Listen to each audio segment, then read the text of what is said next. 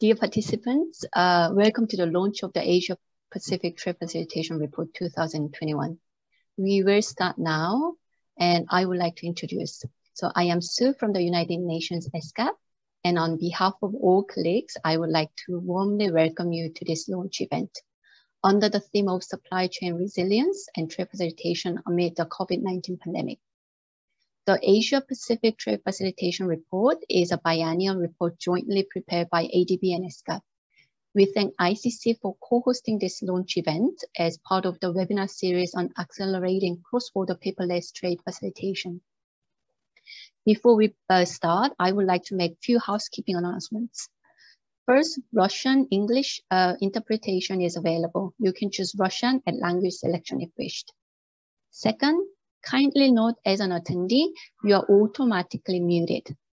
Participants can submit their questions in the Q&A box. We will address them directly in the chat box, or they will be picked up during the questions and answers session at the end of the event. And before you leave this event, please fill the evaluation form for us to improve our work by scanning the QR code or clicking the link in the chat box. Now, I would like to introduce Ms. Amida Saisha Alciabana, Under Secretary General of the United Nations and Executive Secretary of Economic and Social Commission for Asia and the Pacific, ESCAP, who will be delivering the first opening remarks.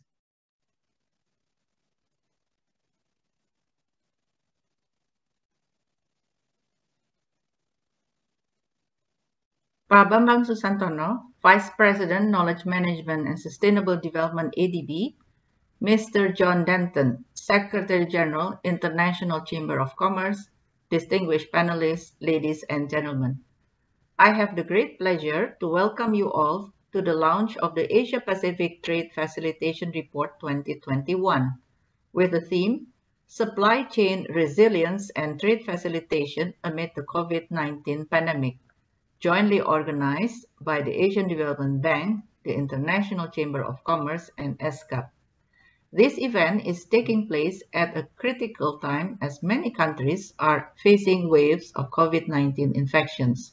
The pandemic has highlighted the importance of well-functioning international supply chain to keep essential goods flowing across borders and saving lives. I'm delighted to see in this report, jointly prepared by ADB and ESCAP, that the economies of Asia and the Pacific are making sustained progress in cutting red tape, digitalizing procedures to keep trade flowing, and facilitating trade of vaccine and other health-related products.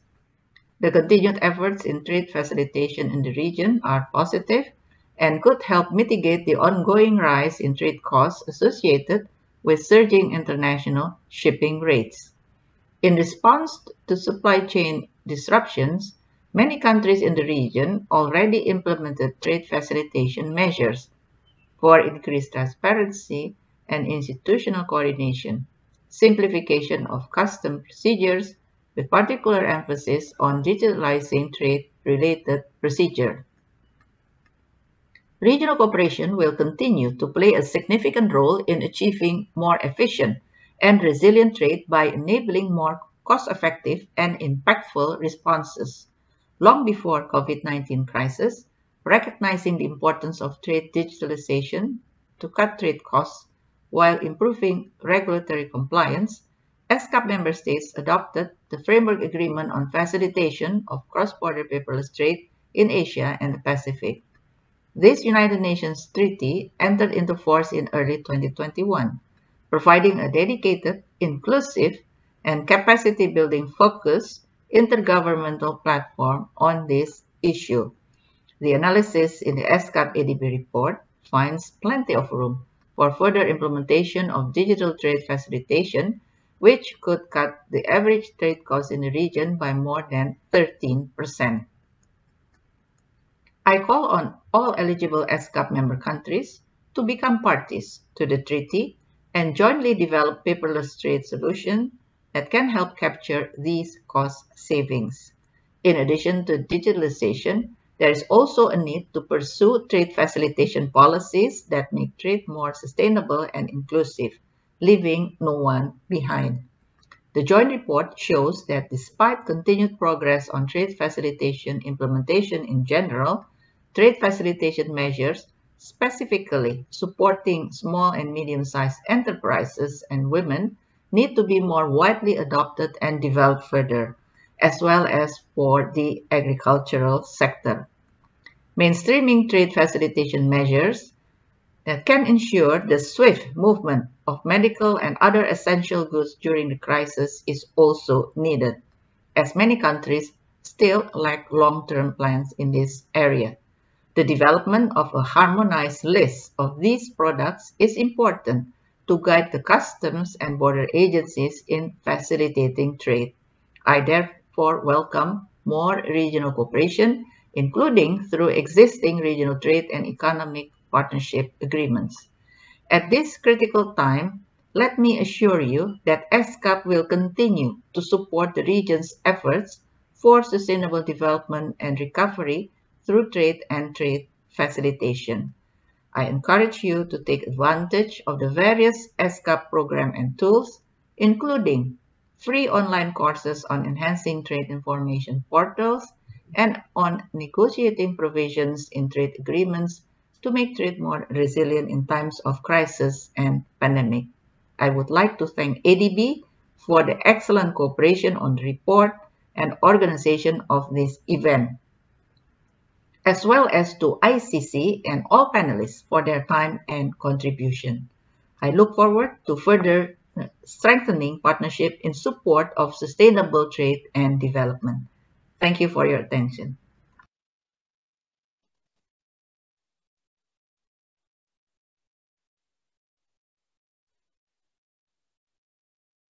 I thank Ibu Amida for setting the scene for this launch. Now, I would like to introduce Mr. Bambang Susantono, Vice President, Knowledge Management and Sustainable Development of ADB. Distinguished guests, colleagues, ladies and gentlemen, welcome to this year's launch of the ADB UN ESCAP joint publication on Asia-Pacific trade facilitations. I would like to thank everyone who contributed to the successful completion of this report, and I want to thank all the participants here today who will share their expertise and experience.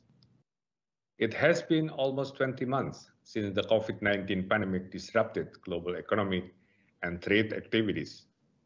Even as vaccinations rollout expand and rules on distancing become relaxed in many countries, new wave of infections continue, particularly in poorer countries. ADB's September 2021 Asian Development Outlook Update expects developing Asia to grow 7.1% in 2021, down from 7.3% in its original forecast of last April. International trade has been central to the region's strong growth for decades. As governments work hard to recover from the pandemic, international trade needs to deliver on its promise to contribute to inclusive and sustainable growth. This will involve, for example, accelerating integrations of micro, small, and medium-sized enterprises into value chains. And one way to do this is to continue to digitalize trade, which also offers greater resilience to future shocks. The Asia-Pacific region is making progress in trade facilitations. For example, the UN ESCAP 2021 Global Survey on Digital and Sustainable Trade Facilitations shows that the region has achieved an increase in the average implementation rate of trade facilitation measures to 65%, up from 59% 2 years ago. This year's Asia-Pacific Trade Facilitation Report discusses how such improved performance is attributed to country progress in enabling paperless digital transactions. Streamlining of trade and custom processes has also helped. The pandemic has forced governments, businesses, and people to integrate digital technologies into economic activities while promoting cross-border paperless trade for the post-pandemic economic and trade recovery. Our report also features a special chapter on supply chain resilience. It analyzes how the pandemic disrupted supply chains, particularly those for personal protective equipment, vaccines, and food supplies, as economies suffered from trade restrictive measures. The special chapter also offers policy suggestions to enhance supply chain resilience. The Asia and Pacific region is used to many types of shocks, ranging from typhoons, floods, and tsunamis to epidemics and financial crises. Like the 1997 Asian financial crisis and 2004 Indian Ocean earthquake and tsunami, the impact of the COVID-19 pandemic will continue to be felt across the region for some time. Its global impact has been severe. Border closures and export controls, along with health and safety protocols, continue to disrupt productions and the cross-border flow of goods. It is critical we ensure supplies are available, particularly to the poor and most vulnerable. Today, we will examine the pandemic's impact on the supply chains of critical goods such as vaccines. During the panel discussion, we will discuss how we can enhance supply chain resilience along with trade facilitations.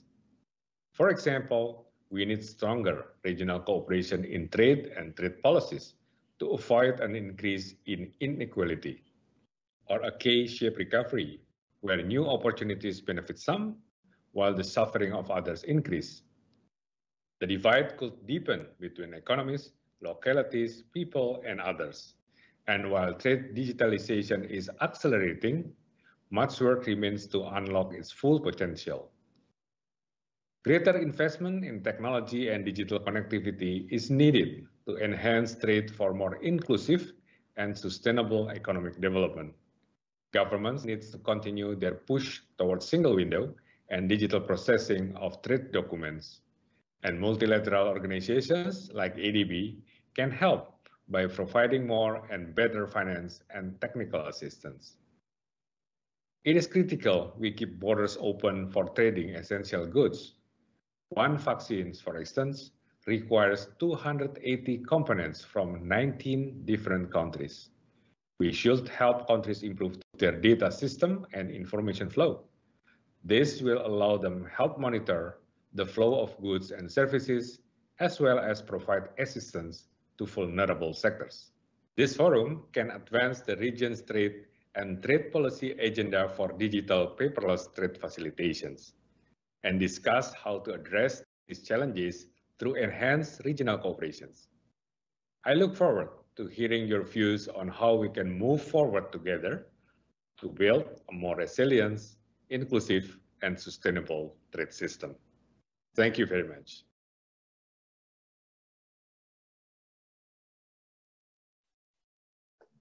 Thank you very much, Mr. Susantono, for your insightful remarks. Now, I would like to introduce Mr. John Denton, Secretary General of International Chamber of Commerce, ICC, for his remarks.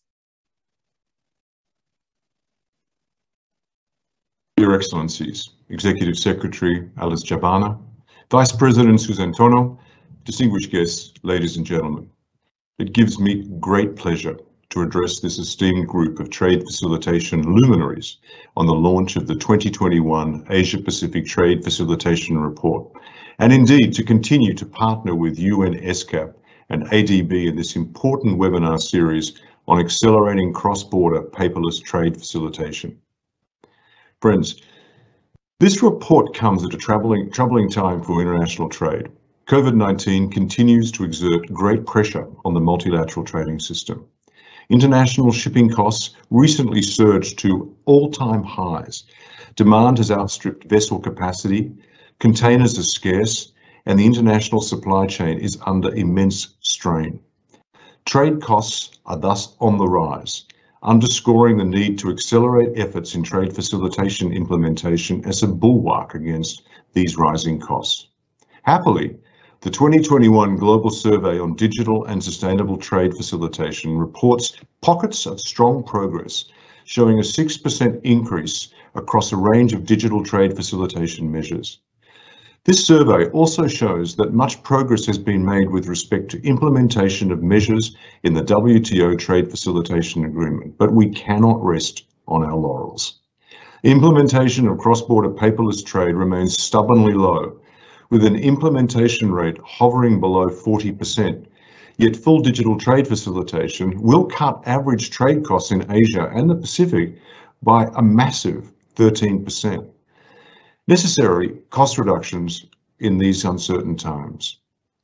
Since the 2019 report, significant strides have been made by the region to advance this cause, most notably the entry into force earlier this year of the Framework Agreement on Facilitation of Cross-Border Paperless Trade in Asia and the Pacific. My hat goes off to the team at ESCAP for their determination in advancing this framework agreement. The International Chamber of Commerce strongly believes that the framework agreement represents not only an excellent opportunity to simplify and digitize trade administration documentation and processes, but also to champion the necessary reform efforts to create an enabling legal environment for electronic transferable records.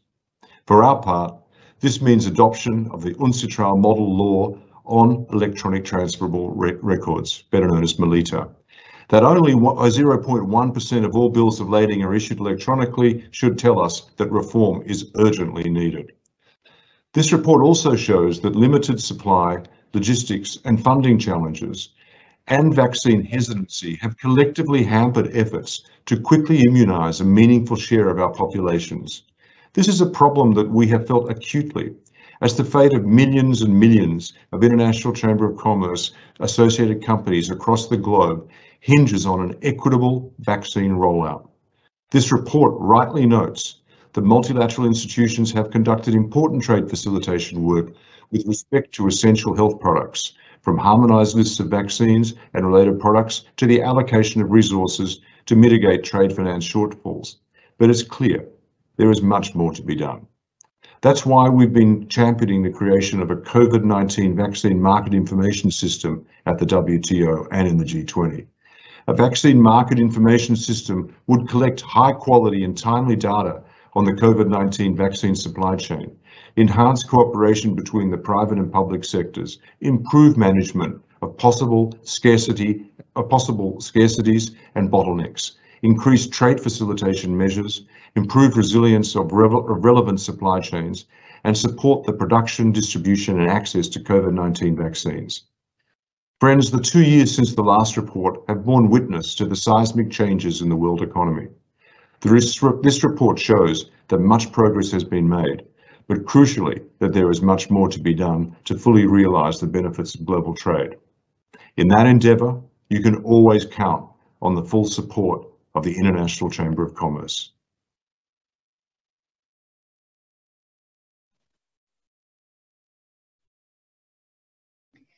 I thank Mr. Denton for his insightful remarks, especially on the importance of the trade digitalization, and ICC and other organizations work on this. Now, we would like to move on to the presentation of the report itself.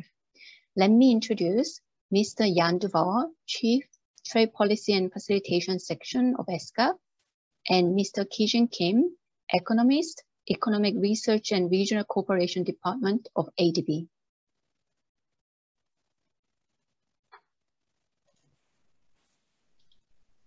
Okay, thank you very much. So I'll be brief because actually we had very substantive opening statements. I'm very pleased with the remarks by our esteemed representative of ESCAP, ADB, and ICC. They covered most of the key numbers in the report, at least on the part one. So I'll try to be brief on my side. The report has two parts. One part is really focusing on the state of play in terms of digital and sustainable trade facilitation based on the UN survey, global survey in this area. And the second part is really focusing much more deeply on supply chain resilience and supply chains of critical goods. And so my colleague Kijin Kim from ADB is going to cover this. Next slide, please. So yes, so I mean, the first point we make in the report is that trade costs are on the rise, and I think it's no surprise if anybody who is following the trade news and the transport news and the shipping news have heard about the surging shipping costs since the beginning of the year. So some of the data we show in the report on that come from the ESCAP World Bank Trade Cost Database.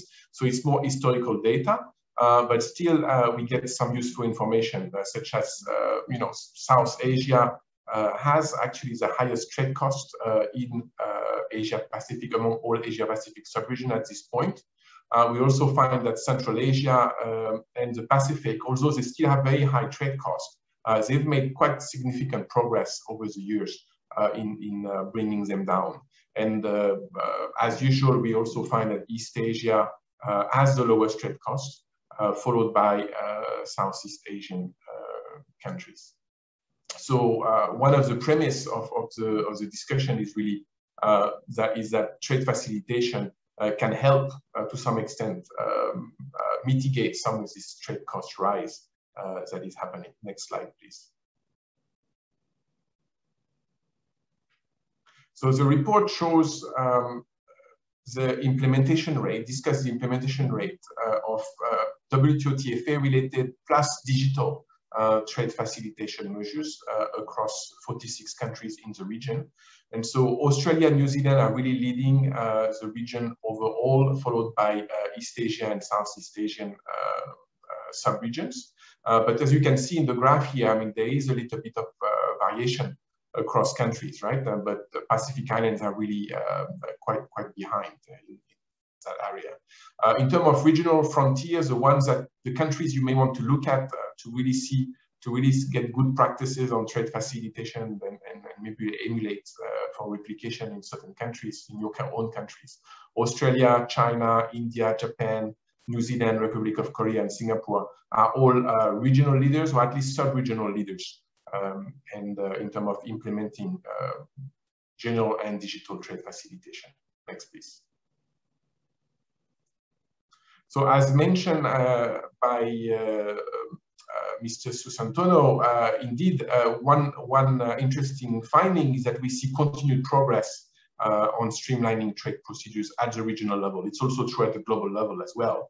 And so despite the COVID-19 crisis, implementation of trade facilitation and digital trade facilitation has continued. Next, please.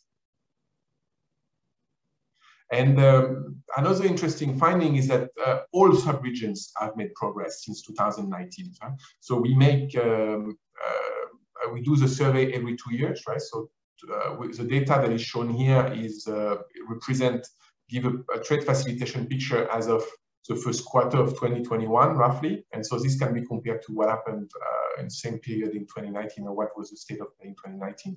And so we find that most progress has been observed in South Asia, in Iran and Turkey, with very big increases in trade facilitation over the past 2 years. Progress has also been made in Russian Federation and Central Asia, quite significant, 7 percentage point increase between 2019 and 2021. And the Pacific Island, although they are very far behind, they've also made significant progress. So the picture is quite positive in that sense. Next, please.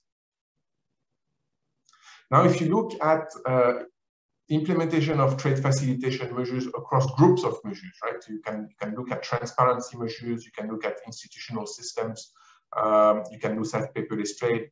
And so the implementation rates vary across different types of trade facilitation measures. So the general finding is basic measures related to the WTO trade facilitation agreement, transparencies, formalities, national trade facilitation committees setting up. All of those have been relatively well implemented at this stage. Paperless trade also quite well implemented, but you can see a very low level of cross-border paperless trade facilitation measures implementation. And here we are talking about electronic exchange of data and documents, not within a country, but between countries. So there's a lot of legal and technical challenges when you start exchanging those trade-related data electronically across borders, right? And so you need cooperation among the countries. And so there is still a lot of progress to be made in that area. Next, please. Certainly, we do a little bit of econometric analysis in the report to find out which measures matter the most. And what we find is clear evidence that there is significant room to cut trade costs through trade digitalization, and really being ambitious and looking to cross-border paperless trade, full cross-border paperless trade implementation is the way to actually achieve significant trade cost reduction, 13% on average across the region. That would certainly help in mitigating the rise in trade costs. Next, please. The survey also goes into sustainable trade facilitation measures. So here we are talking about measures targeted at certain groups, SMEs, measures targeted at women, measures targeted at agricultural sector. And so we find that in Asia and the Pacific, countries have been paying quite a bit of attention at agricultural trade facilitation, but there is still a lot of scope to have more measures targeted to SMEs and to women traders in the coming years, right? Next, please. And then the report and the survey also look at the extent to which countries implemented trade facilitation measures in times of crisis, right? To deal with the COVID-19 impact. So the general finding is that the pandemic really highlighted the important role of trade facilitation in ensuring swift movement of medical and other essential goods. And then countries did take a lot of actions to accept electronic documents instead of paper documents to facilitate movement of medical and other essential goods during the crisis. But one of the issues that comes up is really whether those measures are temporary in nature. And so when after the COVID-19 crisis, we're going to revert to paper-based and complicated procedures, or whether those facilitating measures will stay in place. And so generally, we find that many countries still lack long-term trade facilitation plans to prepare for actual future crises. So I think that's my last slide for part one. Next, and I give the floor to Kijin. Thank you. Okay, thank you, Yann, for the nice overview of the trade facilitation implementation in Asia. Okay, so we'll take a close look at the supply chain issues focusing on critical goods. Okay, so let me start with a quick overview of the past events that affected supply chains. So many supply chain disruptions were caused by natural hazards, epidemics, and economic crisis, as well as trade policies. So as the chart on the left shows, in the past 20 years, around 40% of natural disasters occurred in Asia and the Pacific. In many cases, the repercussion was causing huge damages throughout the supply chain, locally or across countries. For example, during the Tohoku earthquake in Japan in 2011, the economic damage was estimated around $210 billion. And auto supply chains, which were very global, was hit hard. And supply chains have also been disrupted by trade policies like export bans and by epidemics like the SARS outbreak in 2003. After all the damages, firms and public sector responded, preparing for similar events in the future. For example, they redesigned supply chain networks to be more diversified, investing more in infrastructure, and devised regional cooperation mechanisms. Many of these past disasters were relatively localized and short-term supply shocks. However, the COVID-19 pandemic had more far-reaching shocks on both demand and supply for a longer period of time. So it has changed firms' views of sources and responses to the supply chain shocks. Latest by firms conducted in 2021 highlight that human illness became the top source of disruption. It used to be unplanned IT or telecommunication outages. As the survey also shows, the pandemic led firms to use more technology in their supply chain management, in analyzing and reporting on supply chain disruptions using some technologies like big data, IoT, and artificial intelligence. The pandemic bared the weaknesses of global supply chains, so we'll focus on essential goods. The upper left chart shows that highly concentrated trade networks And the strategy of limiting inventories contributed vulnerabilities in supply chains of face masks and respirators, as an example. And restrictive policies on trade also caused disruptions. As you see on the right chart, many of the export bans were imposed on medical and agriculture goods during the pandemic, which also caused price spikes. There was also a financing shortage, particularly in trade finance, which trade finance supports 80 to 90% of global goods trades. So after the shock, banks became more risk averse and loan rejection rates has gone up as well. So let me speak about food supply chain just a little bit. Domestically, mobility restrictions and workers' illnesses disrupted planting and harvesting, as well as operations in logistics and trading. As the left chart shows, restrictions on domestic transport was most stringent in the first half of 2020, peaking in April. And cross-border transport restrictions and export bans were also a factor. In the beginning, rice and wheat prices rose significantly as major producers imposed export bans. Ports were also congested because of lack of workers and transport. Although many of trade bans had been lifted currently, concerns about food inflation remained because all players are still facing high trade costs and transport, coupled with recovering demand. So we would all agree that keeping vaccination rate at a higher level is one of the requirements for economic recovery. But the large COVID-19 vaccination campaign has been challenging for many developing countries. Apart from adequate level of vaccine supplies, a successful campaign required transport, storage, and logistics infrastructure.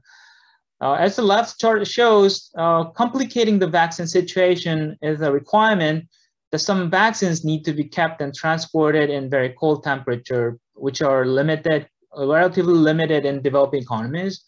And well-coordinated and timely regulatory approvals, inspection, and clearance by customs and health authorities are essential. So we should also address improper handling of vaccines and lack of information, as mishandling causes substantial unintended losses. Okay, then, how can we ensure supply chain resilience? I hope to let you know the answer, but this is a really challenging question because we need to strike a balance in between counteracting forces like vulnerabilities and capabilities of supply chains. So here's some conceptual framework of resilience.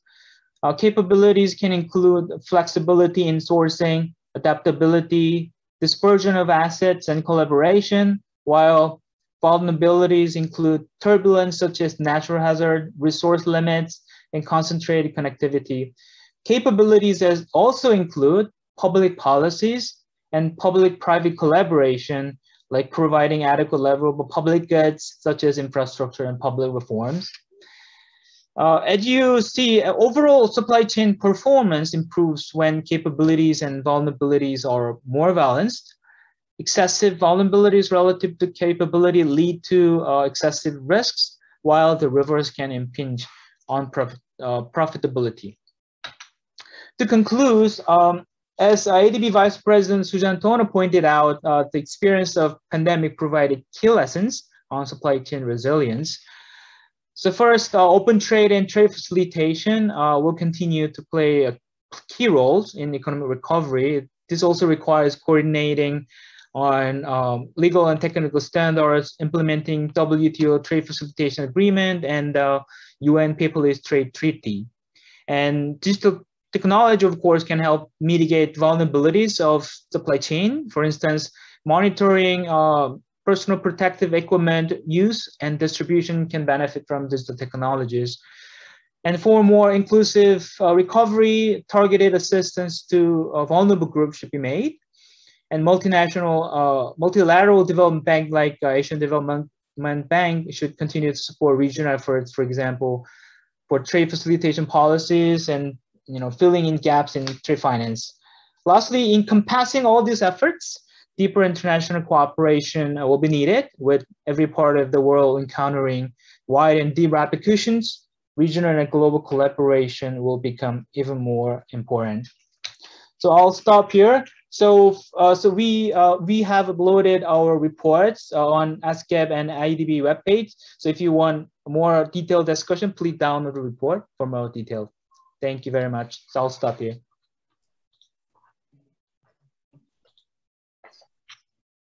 Thank you very much, Yan and Kijin. Now I am pleased to introduce Ms. Sin-Young Park, Director, Regional Cooperation and Integration of ADB, to moderate the panel discussion. I would leave it to Ms. Park to introduce our distinguished panelists. To you, Sin-Young. Thank you, Sue. Well, welcome to the launch of Asia-Pacific Trade Facilitation Report, and also thanks Yan and Kijin for excellent presentation. The report has been prepared jointly by ADB and ESCAP, and showing the progress in the implementation of trade facilitation agreements, especially in paperless and in digital trade facilitation. And it also featured a theme chapter on supply chains of critical goods amid the COVID pandemic. As a follow-up to this report findings, we have a distinguished panel today to discuss supply chain resilience and trade facilitation. Let me first introduce our panelists today. Mr. Pranab Kumar Das, who is a Director of Compliance and Facilitation Directorate at World Customs Organization. Mr. Das has rich experience of 36 years in customs and tax administration, having worked in various positions in the frontline offices and specialized directorates of customs and indirect taxes in India. And finally, as the chairman of Central Board of Indirect Taxes and Customs. Mr. Paul Molinaro, who is the Chief of Operations Support and Logistics Health Emergencies at World Health Organizations. Mr. Molinaro has more than 25 years of experience managing international emergency response operations. In his current role, he directs and manages the WHO's global operations for the procurement, allocation, and delivery of critical healthcare supplies worldwide for the COVID-19 response. He also coordinated WHO logistics support operations during the Ebola outbreak in the Democratic Republic of the Congo. Ms. Rupa Chanda, who's the Director of Trade, Investment, and Innovation at ESCAP. Prior to this position, she was a professor of economics at IIM Bangalore and the Dean of Programs at the Institute. She received her PhD in economics from Columbia University. I was actually very happy to see that. I'm also a graduate of Columbia University, so thank you and welcome. And a bachelor's degree from Harvard University. Mr. Desmond Tay, who's the Chief Executive Officer of the Good, a trade technology firm headquartered in Singapore with offices in Indonesia, PRC, and People's Republic of China and Kenya. He has successfully implemented various technology projects across the various countries in partnerships with their governments, including a national single window and maritime single window in Cambodia, digital logistics platform in Indonesia, as well as a regional single window for East African community countries. Let me just ask if anyone had any feedback or comments on the report as the first opener for the panel discussion.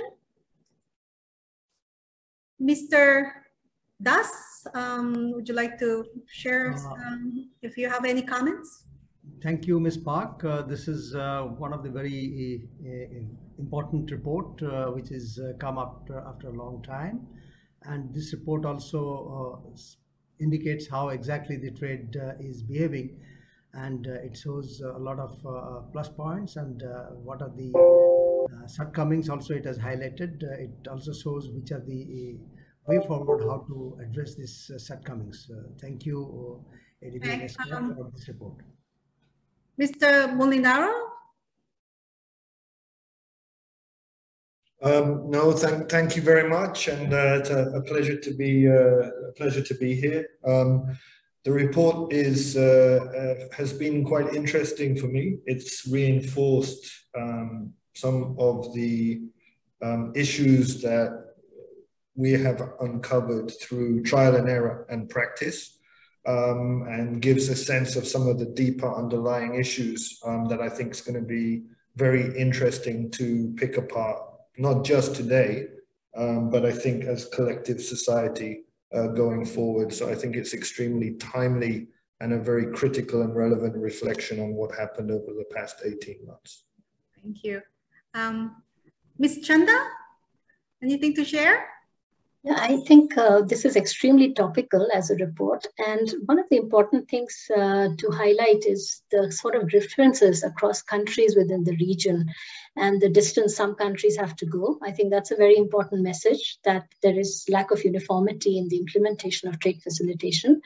The other very interesting thing which Jan highlighted is that while there's been a sort of short-term use of trade facilitation measures during this crisis, there is a need to mainstream it into a long-term trade facilitation strategy. So I think that's a very important message from this report. Mr. Tai? Right, thank you very much.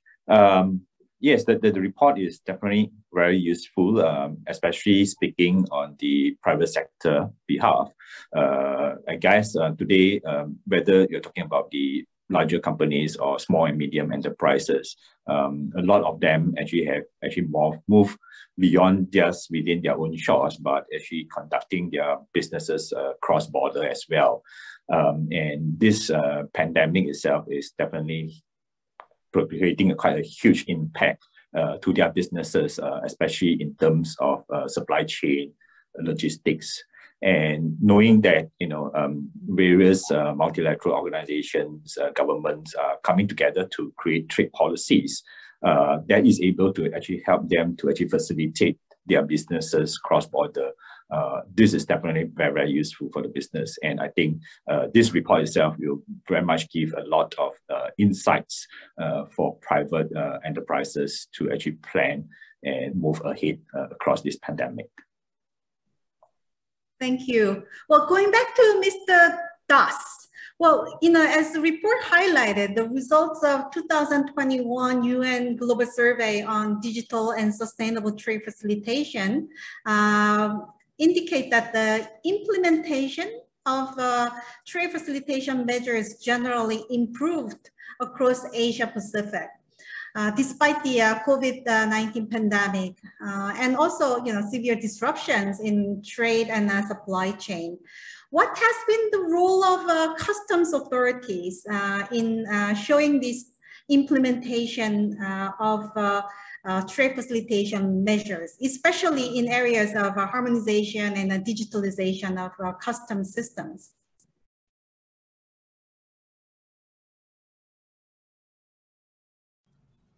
Thank you, Ms. Park.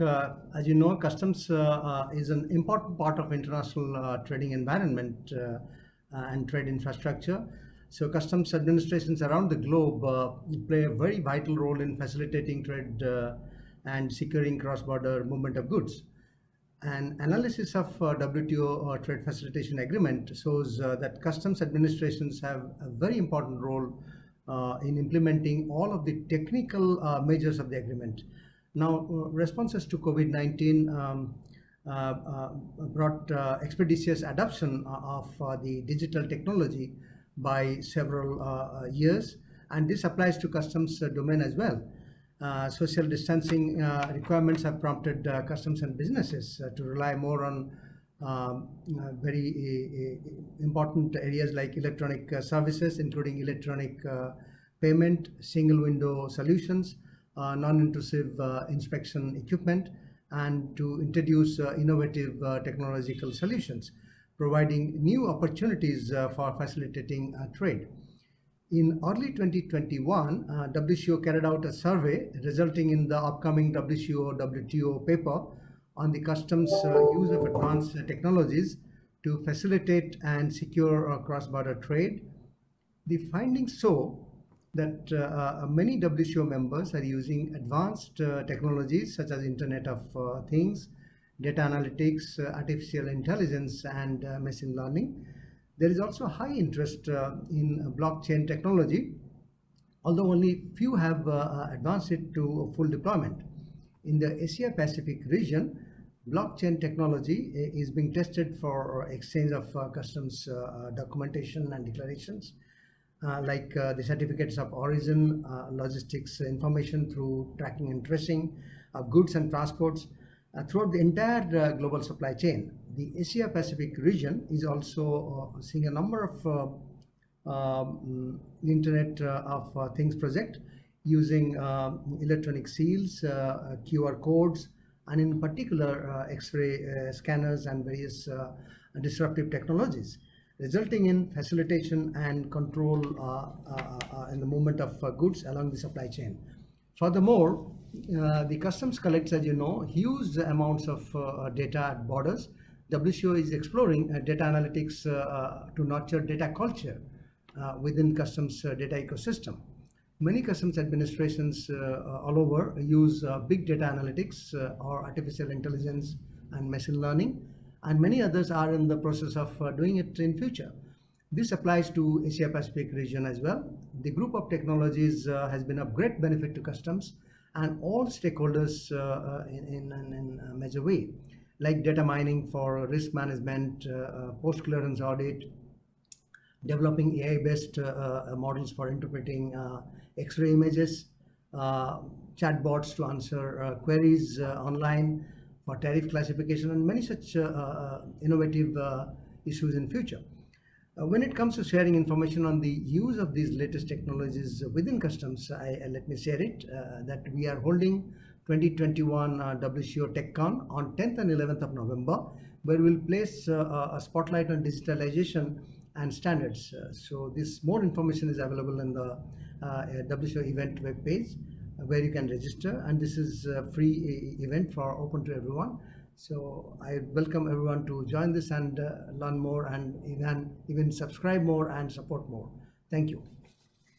Thank you. Mr. Molinaro, I note that you had a really extensive experience in supporting operations and then logistics of distributing the medical goods and also the vaccines during the emergency situations. What have been the major challenges that WHO often faces in deploying the vaccines and the medical goods where they are needed the most? And how important is trade and supply chain management for this timely distribution of vaccine and or critical medical supplies?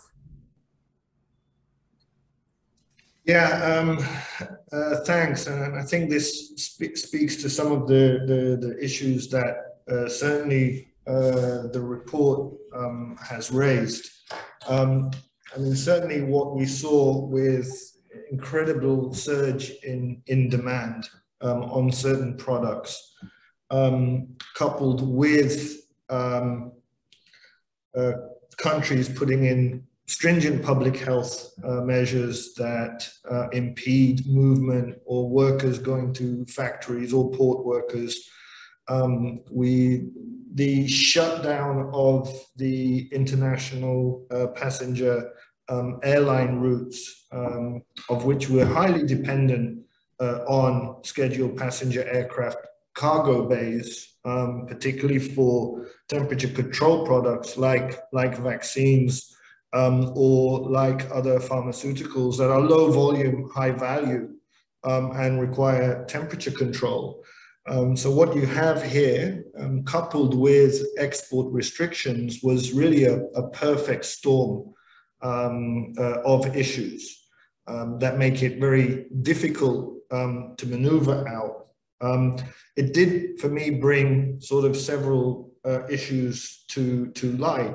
One is that whilst the global supply chain is positive net benefit in terms of trade and employment, and for the consumer with sort of better pricing on goods, and the amount of efficiencies that have been built in, that has come to the form is that it's inherently weak and subject to shock.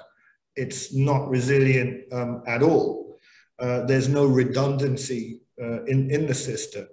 There's back in sort of 1999, 2000, when we were doing our postgrad degree with some military officers, we were being taught the theory of just-in-time and lean manufacturing. And from our point of view, from the public sector, we were very concerned and much more thinking just in case. And the risks to us of a loss are quite high. And it's funny that in the last couple of days, I've started to see some of this terminology come into thought. The other thing that hit was how highly complex these supply chains have become. The networks of multiple tiered outsourced providers, where sometimes the parent company didn't actually know where the source of some of their components and material was. If you add to this export restrictions, where a country places export restrictions on a component, not realizing that that component is needed by another country to do finished goods, to re-import that to the country. And so it's the law of unintended consequences, and really shooting oneself in the foot with some of these restrictions without actually realizing. And certainly, I think those shocks are continuing. The pandemic has certainly, and where I've been interested in the past, and I've seen this in more isolated events, I think the colleague had alluded to some in the report, but certainly for me, Kobe earthquake well before, and the impact that had on car manufacturing in Japan. And then also in 2000, the fuel drivers strike in the UK, which was essentially truck drivers complaining about the price of fuel, parking their trucks in front of refineries, and then seeing within 5 to 7 days food disappearing from the shelves. These are eye-openers for me, and I think just fundamentally underpin and illustrate the problems that we were having trying to untie all these knots. And it's very difficult insofar as you have a market that is very responsive, creative, flexible, and driven, but it cannot be without the public sector guiding or targeting or facilitating things to happen. Otherwise, to just get yourself into more and more knots. And this was across the board, whether we were talking PPE, whether we're talking vaccines. So these are kind of some of the lessons certainly we're taking away from this, and certainly maybe in some more Q&A sessions, it will be interesting to look at potentially some of the solutions, many of which have kind of been alluded to. Thanks. Okay. Well, thank you. Ms. Chanda, the report highlighted the importance of prompt, intentional, and regional support and cooperation to address disruptions on the global supply chain, as well as to support also the recovery from the pandemic. The UN treaty adopted by the ESCAP member states dedicated to achieving trade digitalization in the region. How could trade digitalization in the treaty help the developing countries in the region in this context? Yes, I think this pandemic has really highlighted the interdependencies across countries and the sort of spillovers of national policies as well as national lockdowns and so on, not just for final goods, as was mentioned, but also for the intermediates and critical areas. And so obviously the need for international and regional support mechanisms as well as cooperation frameworks becomes all the more important. And we've seen that. I mean, it's not just in the context of trade in critical medical supplies and goods, we've seen, other bodies coming in, WTO, WCO, WHO, ADB, regional organizations. So if we look in terms of trade facilitation specifically, especially digitalization, which is the main focus of this particular report, there's a lot of scope. We've seen that shifting to digital trade from paper documents during the COVID-19 crisis kept trade flowing despite lockdowns. This was mentioned that many countries adopted this in response to the pandemic, but of course, what they do in the long term with it is another issue. But many of these paperless trade measures are temporary, as was pointed out. So whether they have the legal foundation and whether the long-term concerns regarding security, reliability, and so on have been addressed, whether countries are going to continue in this manner, this is, of course, something that will need further cooperation, further discussion. Trusted and secure sharing of trade-related data and documents in electronic form, in other words, cross-border paperless trade, is still going to be a challenge. And we've seen in the report, the regional average implementation rate still remains below, it's around 40%. So if we look beyond the crisis, what do we need to do to advance trade digitalization? Because we need it in terms of improved regulatory compliance to reduce illicit financial flows, more effective and inclusive participation, as we've seen for SMEs, other vulnerable groups. In fact, one of the interesting things from this pandemic is SMEs that were more integrated into value chains and used digital platforms and were able to actually mitigate the effects much better compared to other SMEs. So obviously, there's a very strong role for paperless trade here. Simulation results from the report are showing that the most significant change in trade costs would be with paperless and cross-border paperless trade measures if they're incorporated into the scope of trade facilitation efforts. So here, two frameworks are very important. One is, of course, the agreement, the WTO Trade Facilitation Agreement, which would cut average trade costs in the region. And if we look at the ESCAP specific framework agreement on facilitation of cross-border paperless trade in Asia and Pacific, which came into force in February 2021, all the countries would really benefit in multiple ways. They can exchange and have mutual recognition of trade-related data and documents in electronic form. It would facilitate interoperability among national and sub-regional single windows and other paperless trade systems. Accession would give other benefits, such as accelerating progress towards a more digital economy and opportunities to integrate best practices in the development of national single windows, increase opportunities for capacity building, as well as implementation of the WTO's TFA itself. It would create mechanisms for enabling development of harmonized and interoperable systems. So I think it would really promote regulatory harmonization and better compliance with both bilateral, plurilateral, and multilateral agreements. So it would sort of provide the foundations at the regional level for a lot of other efforts in terms of trade facilitation. So I think what this pandemic has highlighted and should be mainstreamed in the long term is that these kinds of instruments can play a very important role in mitigating adverse effects of any shocks, not just pandemics, and ensure access to critical goods, medical goods, food products. We even saw this problem in the context of automotives, semiconductors. There are many other sectors that have been actually affected quite badly by the pandemic due to lack of trade facilitation measures, lack of regulatory harmonization, and very complex value chains.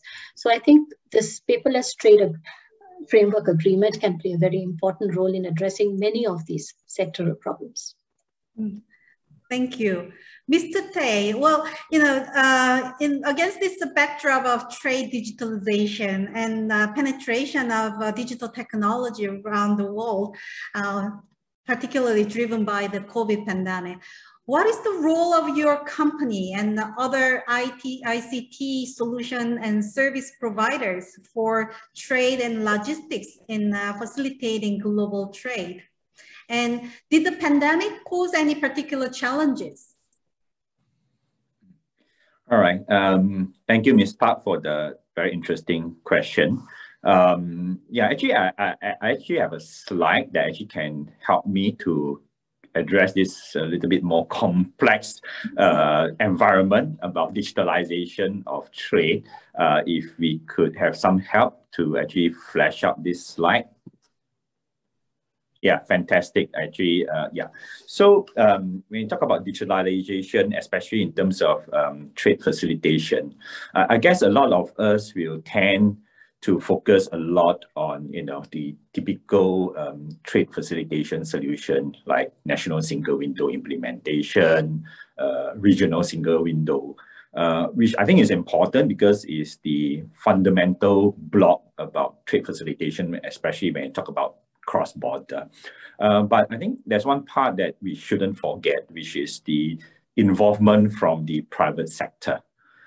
Because ultimately, trade is about facilitating private enterprises buying and selling products across the border. And the private sector actually, in a way, plays a very important role.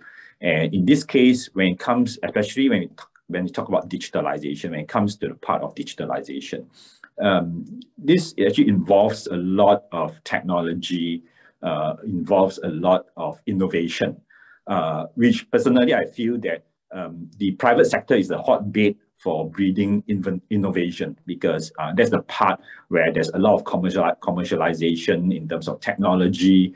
You actually have a lot of capital market investors coming in to actually fund companies to actually build platforms, build technology.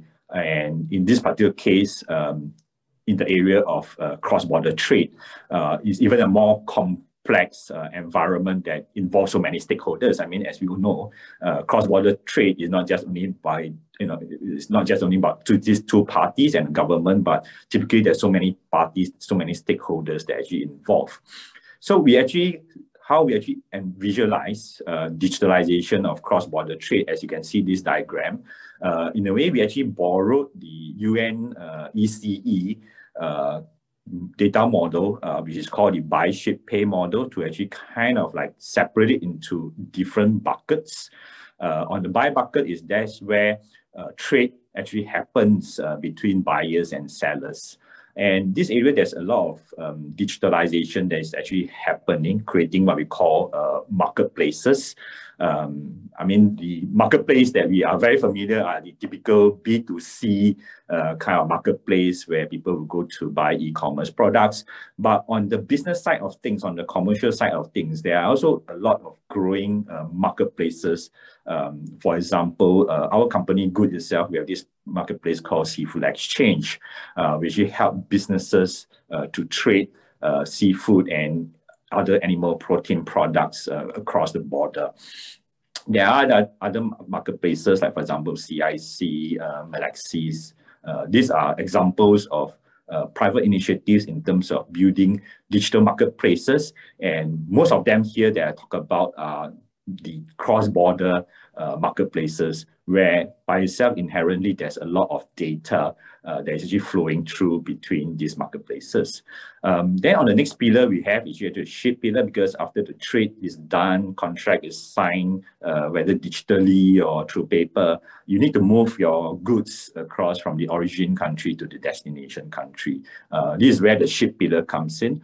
On the ship part, there's actually two parts. One is on compliance. Compliance, typically you would have the national single windows, regional single windows, and whatnot. And this is a part where you also see some private initiatives that actually connect to this government single window to enable seamless data flow between the private enterprises and with the government. Rather than you have customs broker going into systems to key in the data, today we see more and more such data is actually being auto-populated from the end user systems, be it ERP systems or whatnot, to be integrated with the government systems. Then eventually you move on to the logistics part, which is today, I think this is one of the biggest challenges that we see today during this pandemic. You have shortages of containers due to the lack of aircraft flying.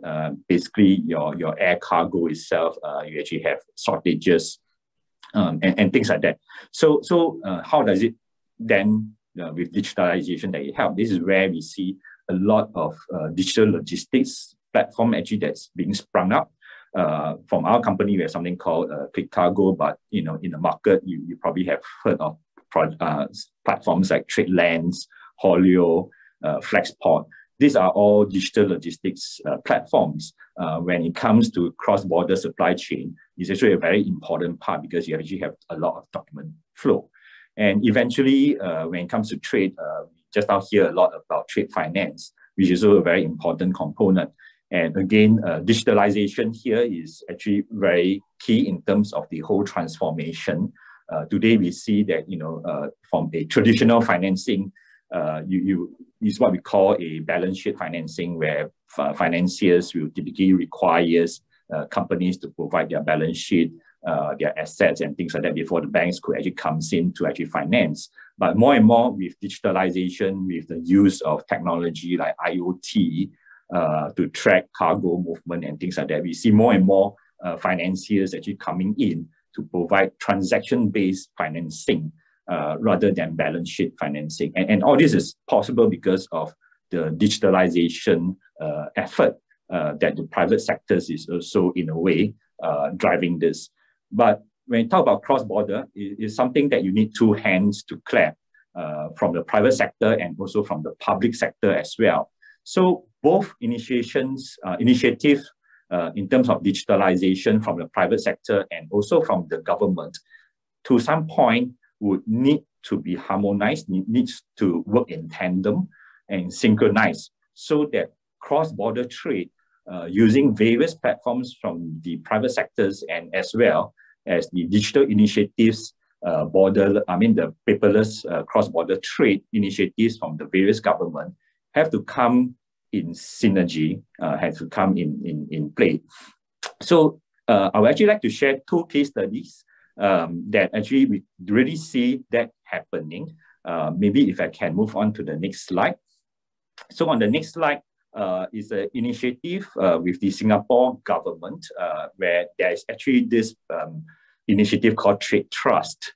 Trade Trust is a blockchain platform that essentially look at cross-border documentation, in particularly the transfer of bill of lading. So just now, one of the comments that we hear is that, even though we see a lot of effort in terms of digitalization of trade domestically and within the country, but when it comes to cross-border trade, this part of the digitalization is actually very low.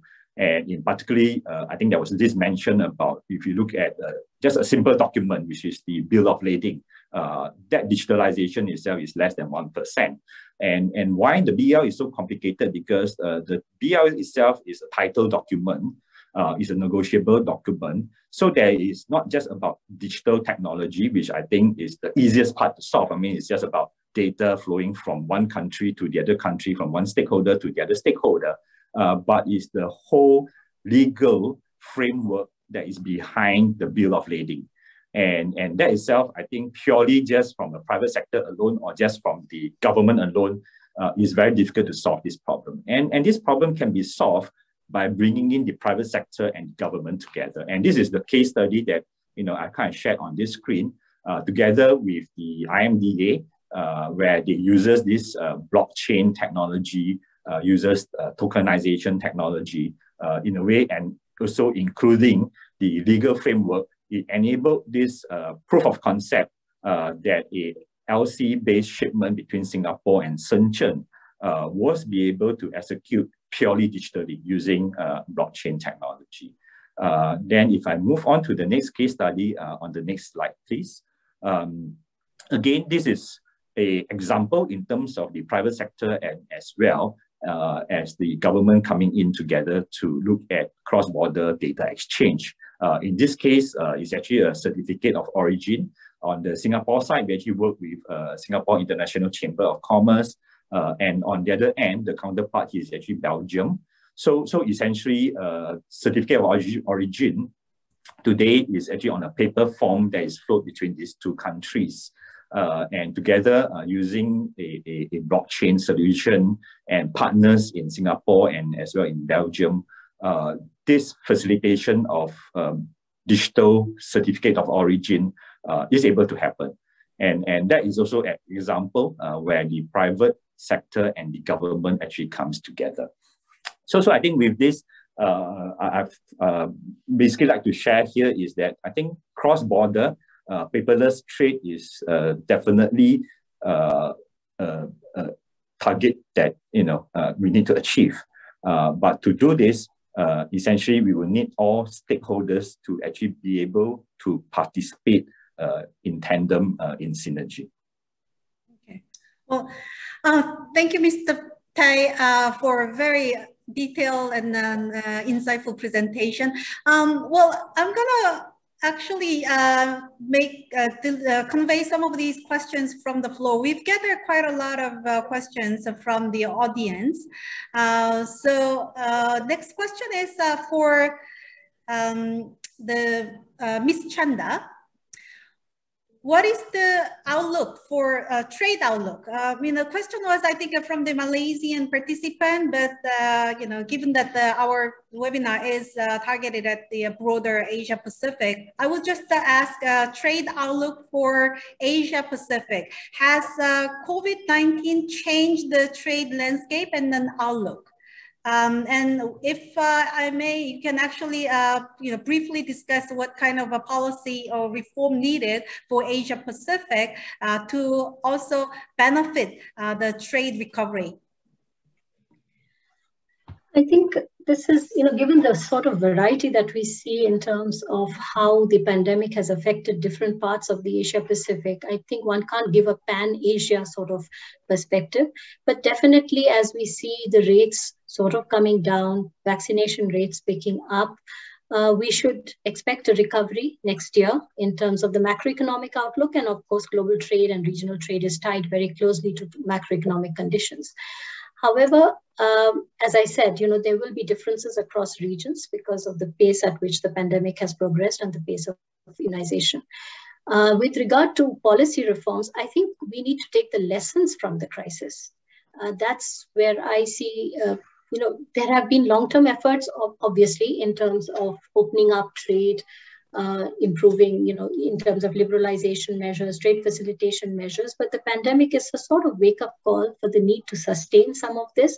We've seen the disruptions that can be caused by having export restrictions, bans, and all sorts of very ad hoc policies which have a spillover effect on other countries. So I think going forward, policy reform, I won't say reform, it is more a greater commitment to market liberalization, to having, you know, to refraining from export restrictions and other such bans. It is also, I think, to understand the interdependencies much better between countries. I think one of the things we've learned from this crisis is to recognize what your supply chains look like, how interdependent are you in terms of both final goods as well as intermediates, whether you need to diversify your risks through greater regionalization of supply chains. So that's one thing that could actually arise going forward, that you might see in the case of certain products, maybe more manufacturing hubs, more investment hubs arising as a result, which could change the regional trade dynamics to some extent. Of course, it's difficult in many sectors to have the scale and capacity of some of the existing hubs, but I do anticipate some more sort of decentralization of production. You already see many MNCs which are shifting around their production bases. So this is one area. And if countries need to leverage on these changes, these dynamics, then they have to also focus on some of their business environment and FDI related policies to attract this reshoring, nearshoring, or whatever diversification strategies of some of the companies so that they can participate and benefit from these reorganized flows.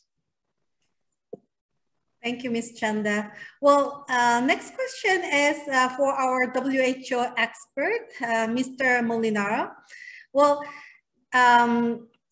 the question was, considering the slower vaccination developing economies, how are supply chain performing currently for the COVID-19 vaccines? What challenges are being encountered and what will be the required solutions?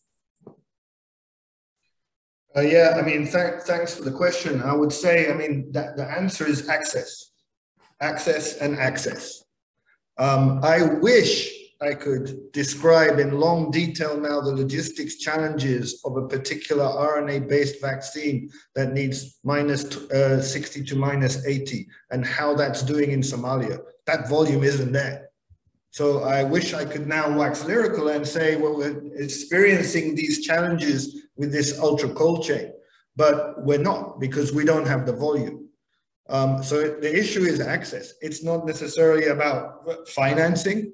As you see, the special envoy for the African Union in a press conference 2 weeks ago, we are willing to pay. But there's a blockage in that terms. The other thing is to consider that the vaccine supply chain in and of itself is not necessarily inherently complicated.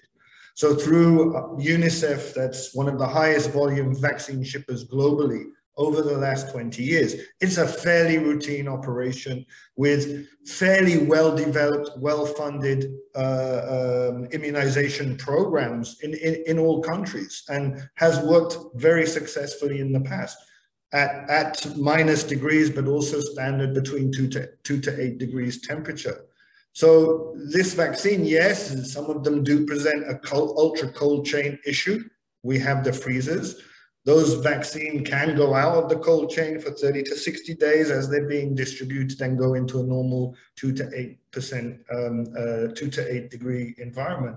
But the product isn't there, and it isn't there for certain countries. Now, you know, I can understand certain countries that have the means taking a risk position with manufacturers to quantify and contract even before the vaccine has been tested and EUL listed. You can applaud it, it's risk, it's being absorbed. And certainly, yes, those countries that stepped up and have encouraged manufacturers to produce to contract, thus absorbing risk from the manufacturers, should at one point be rewarded for that risk.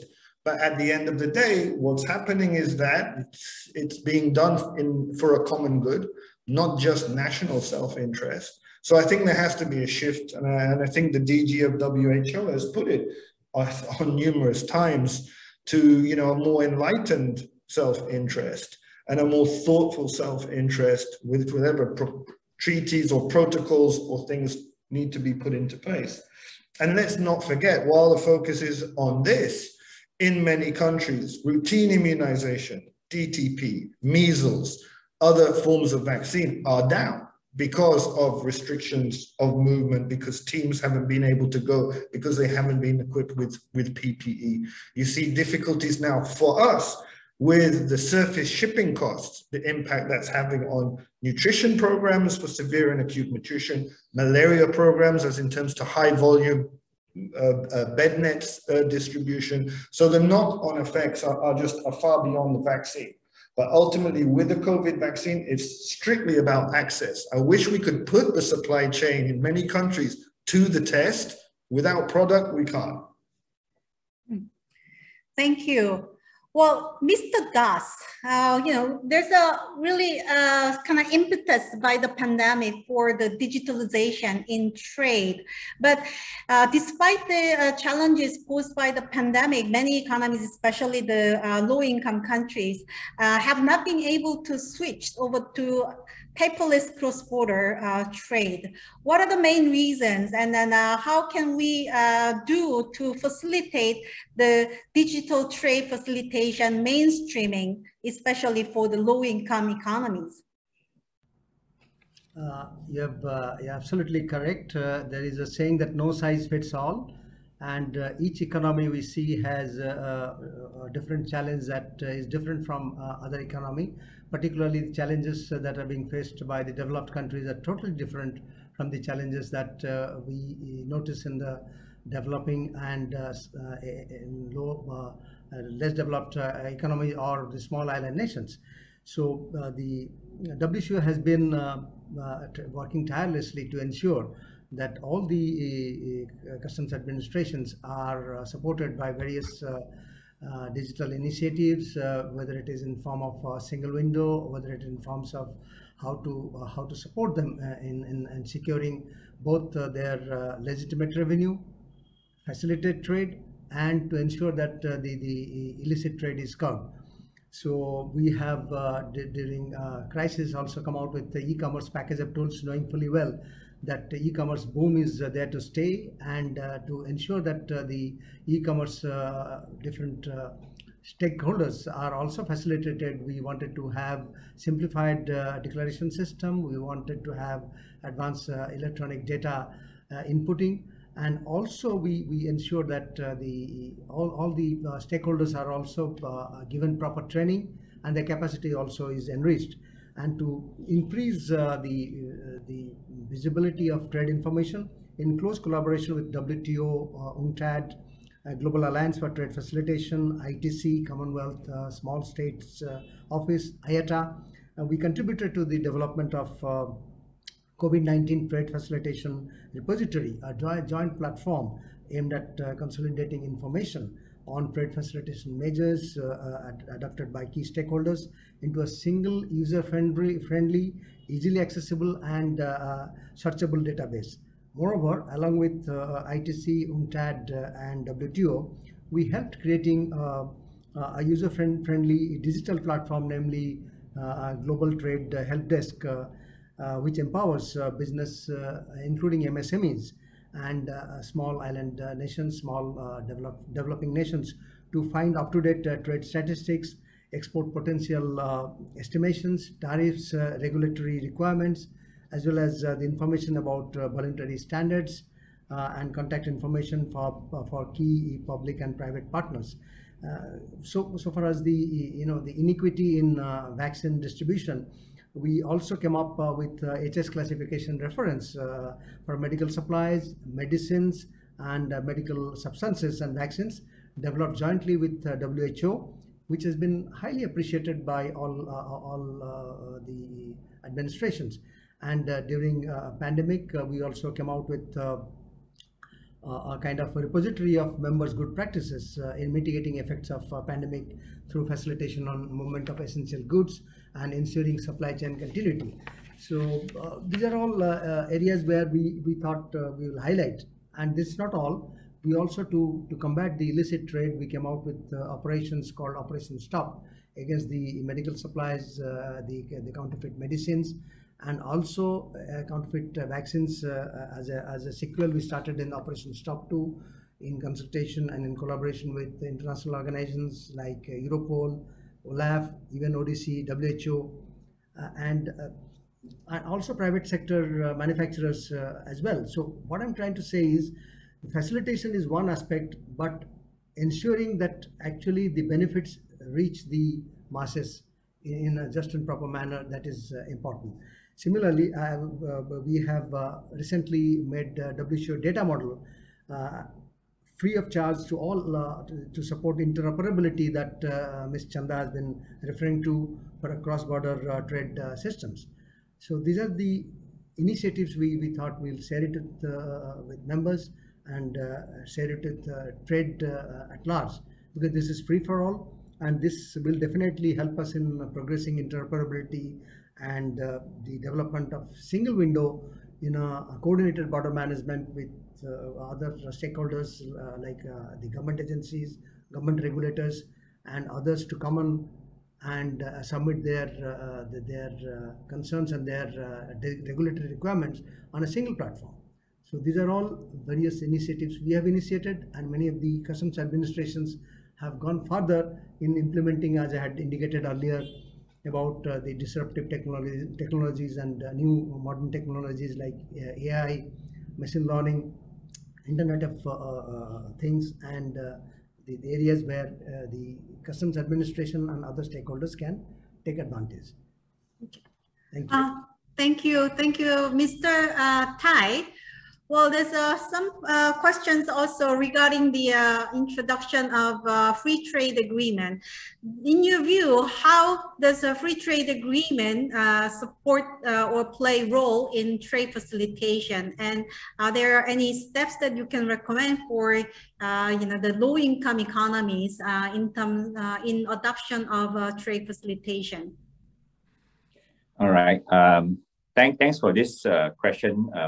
Definitely for the private sectors, be it your producers, manufacturers, or even distributors who actually import products for their domestic market. Free trade agreements today is actually a very key component in terms of facilitating this cross-border trade. But first of all, I would say that a lot of businesses and enterprises do not understand the free trade agreement. I think that is a major impact, because no doubt the governments, whether is it from a regional basis or a global basis, has been working either as a multilateral or bilateral arrangements for certain FTAs.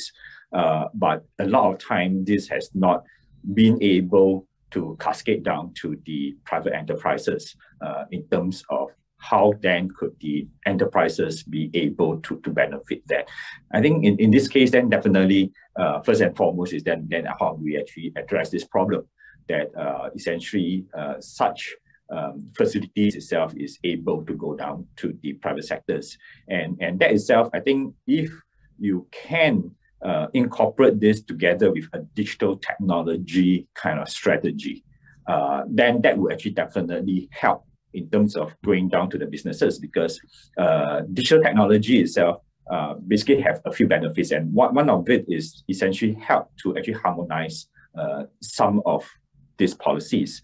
And in this case, from a private sector point of view, even without knowing too much, but basically by engaging on a digital platform, that will actually help them to actually facilitate. I think that is actually number one, which is actually very important aspect. And then partnering with that, then when it comes to cross-border, sometimes one of the complexity here is basically working with the various counterparts.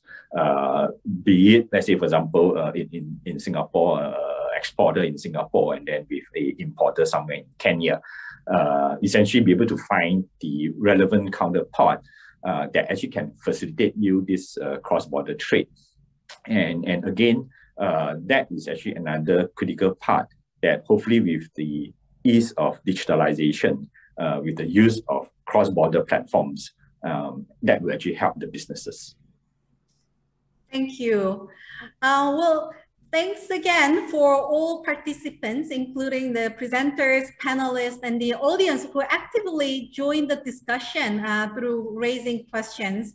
Well, the launch of the ADB ESCAP report was done as a part of the ADB ESCAP ICC webinar series on accelerating cross-border paperless trade facilitation.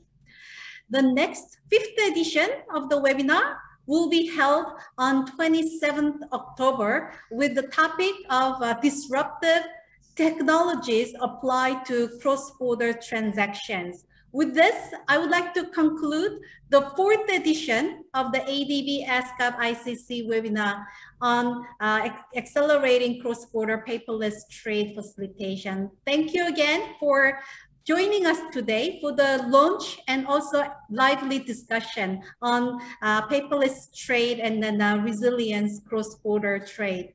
Thank you. Thank you very much. Thank you. Thank you. Bye-bye. Thank you. Bye. Thank you very much. Thanks. Thank you. Bye-bye.